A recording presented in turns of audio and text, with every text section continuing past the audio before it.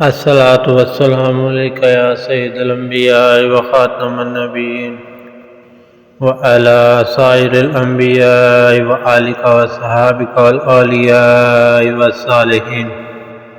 سورۃ البقرہ آیات نمبر 201۔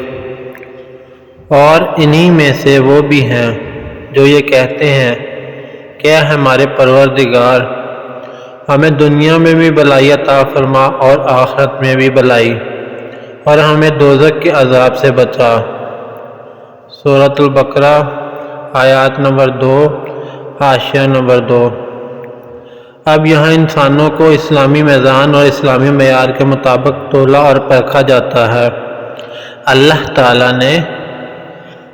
تعالیٰ مسلمانوں کو انسانوں کی قدریں بتاتا ہے اور ان کے مطابق مختلف لوگوں کی قیمتیں متعین کر کے دکھاتا ہے۔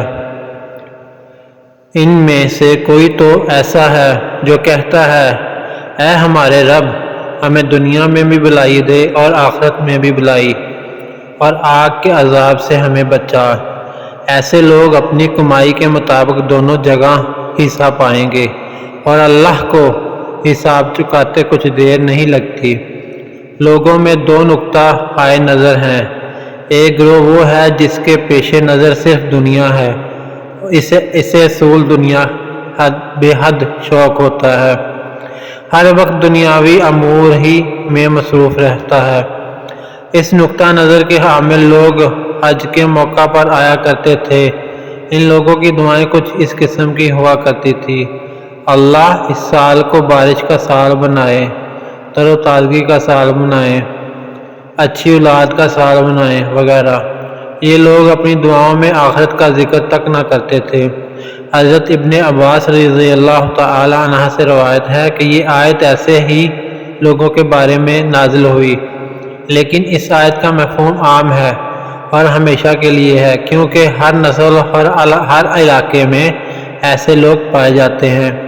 وہ لوگ جن کے پیش نظر صرف دنیا ہی دنیا ہوتی ہے، اور یہ لوگ جب اللہ تعالیٰ سے کچھ مانگے تو بھی دنیا ہی مانگتے ہیں، کیونکہ ان کا شغل ہی دنیا میں ہوتا ہے۔ ان کے دل و دماغ پر دنیا ہی چھائی ہوتی ہے، اور دنیا اس کی ذات کی گہرائیوں تک اتر چکی ہوتی ہے۔ بعض اوقات اللہ تعالیٰ ایسے لوگوں کو ان کا پورا حصہ اس دنیا میں عطا کر دیتا ہے، اگر ان کے لیے یہاں کچھ مقرر ہو، ان کے مقدر میں ہو، اور آخرت میں تو ایسے لوگوں کا کچھ حصہ نہیں ہے، مطلقاً کچھ نہیں۔ دوسرا گروہ ایسا ہے جس کا نقطہ نظر سابق سے زیادہ وسیع ہے، ان کا نفس بلند اور قطرات عظیم ہے۔ یہ لوگ واصل بالا ہیں، یہ لوگ اچھی دنیا کے بھی طالب ہیں، لیکن وہ عالم آخرت میں بھی حصہ چاہتے ہیں، ایسے بھی صاف بولے ہوئے نہیں ہیں۔ یہ گروہ کہتا ہے اے ہمارے رب، ہمیں دنیا میں بھی بھلائی دے اور آخرت میں بھی بھلائی دے، اور آگ کے عذاب سے ہمیں بچا۔ یہ لوگ اللہ تعالیٰ سے دونوں جہانوں کی بھلائی کے طلبگار ہیں۔ یہ بھلائی کا نام نہیں لیتے، اس کی تخصیص نہیں کرتے۔ الصلاۃ والسلام علیک یا سید الانبیاء وخاتم النبیین وعلی سائر الانبیاء وآلک وصحابک والاولیاء والصالحین۔